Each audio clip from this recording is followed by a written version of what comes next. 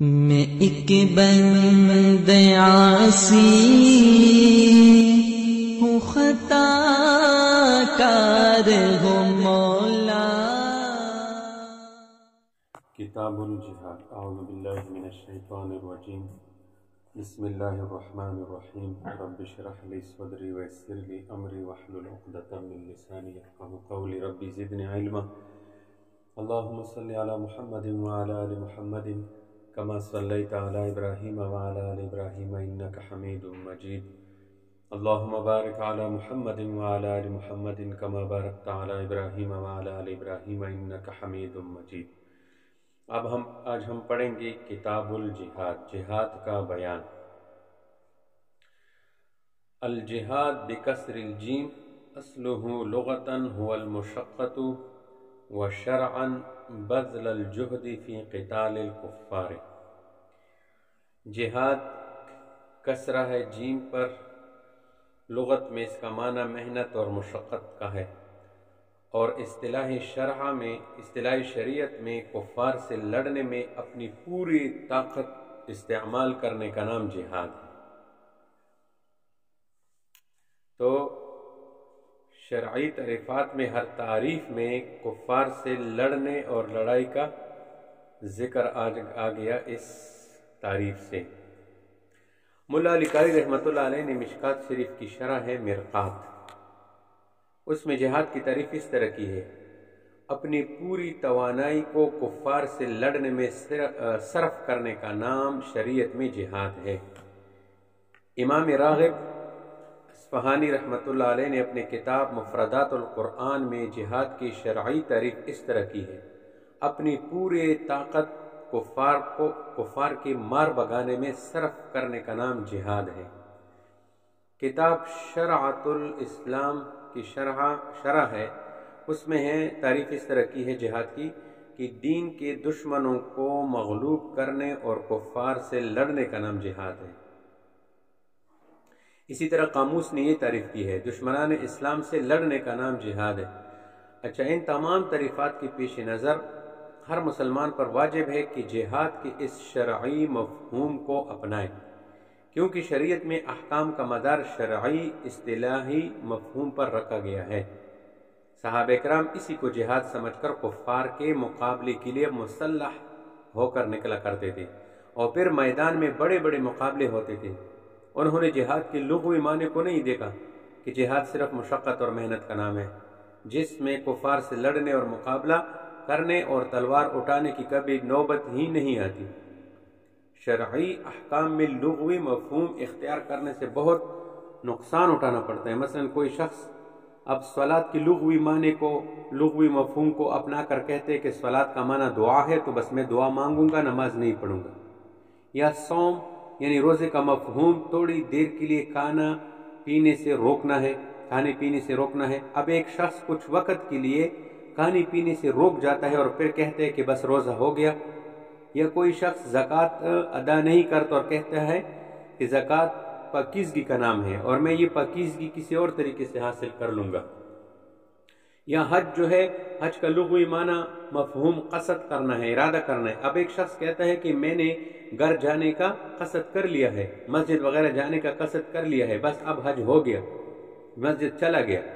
تو دیکھیے لغوی مفہوم مراد لینے سے کتنا بڑا نقصان ہوا کہ شریعت کے اصل حکم سے یہ شخص محروم رہ گیا اور لغوی مفہوم سے کچھ بھی ہاتھ نہ آیا۔ اسی طرح جہاد کو صرف مشقت اور محنت کا نام دے کر کفار سے لڑنے کے لیے نہ نکلنا، یہ اپنا ہی نقصان کرنا ہے۔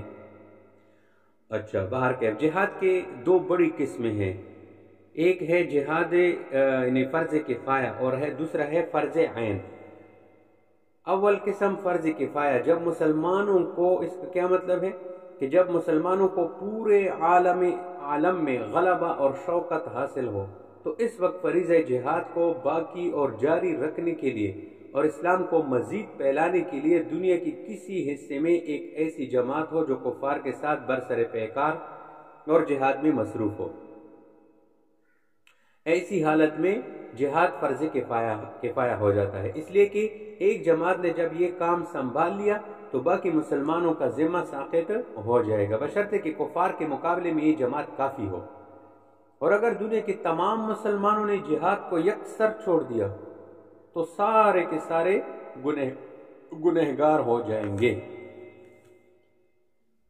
دوسری قسم جہاد کی وہ فرض عین ہے۔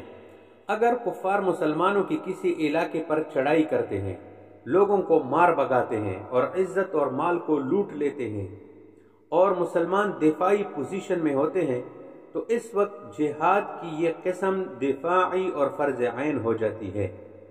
یہ جہاد پہلے قرب و جوار کے لوگوں پر فرض عین ہے، اگر وہ ناکافی ہو تو رفتہ رفتہ پورے عالم اسلام کے مسلمانوں پر فرض عین ہو جاتا ہے۔ جہاد کی اس قسم کے لیے شرائط نہیں ہے، بس نفیر عام پر سب مسلمانوں کو نکلنا ہوگا۔ غلام کو آقا سے اجازت لینے کی ضرورت نہیں، نہ بیٹے کو باپ سے اور نہ بیوی کو شوہر سے اجازت لینے کی ضرورت ہے، بس جو کچھ ہاتھ لگا اسے اٹھا کر مقابلے کے لیے نکلنا ہوگا۔ اس وقت پھر دعوت الاسلام بھی ختم ہو جاتی ہے۔ علامہ سرخسی اور فتاوی تاتار خانیہ اور فقہ کی دیگر کتابوں میں ایسا ہی لکھا ہے۔ حضرت مولانا رشید احمد گنگوئی رحمۃ اللہ علیہ کی کتاب ہے الکوکب الدری، یہ ترمذی کی شرح ہے، اس میں علماء کا یہ قول نقل کیا ہے وَإِنْ هَجَمُوا عَلَيْنَا سُقِطَتِ الدَّعْوَةِ، یعنی اگر کفار نے ہم پر چڑھائی کر کے ہلہ بول دیا تو دعوت ساقط ہو جائے گی۔ صاحب بحر الرائق اس نے کتاب الجہاد میں لکھا ہے کہ اگر کوئی مسلمان عورت مشرق میں کافروں نے قید کر لی تو مغرب تک تمام مسلمانوں پر اس کو کافروں کی قید سے چھڑانا فرض عین ہے۔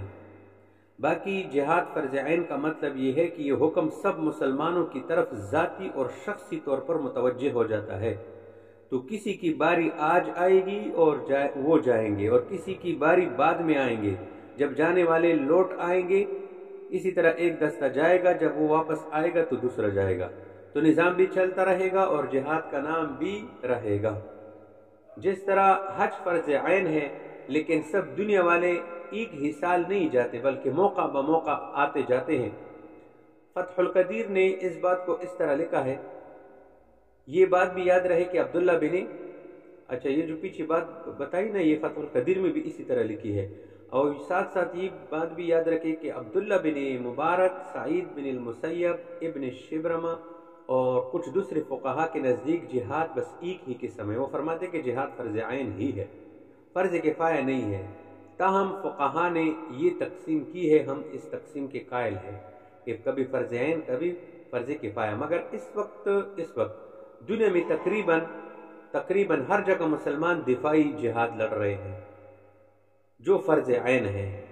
نفیر عام کی دو صورتیں ہیں، ایک یہ کہ وقت کا بادشاہ یا جہاد کا اعلان کرے یا امیر لوگوں کو نکلنے کا عام اعلان کر دے، دوسری صورت یہ کہ مظلومین اور بے بس مسلمانوں کی فریاد کسی طرح کسی کی کانوں تک پہنچ جائے تو بس اس کی مدد کے لیے نکلنا فرض ہو جاتا ہے۔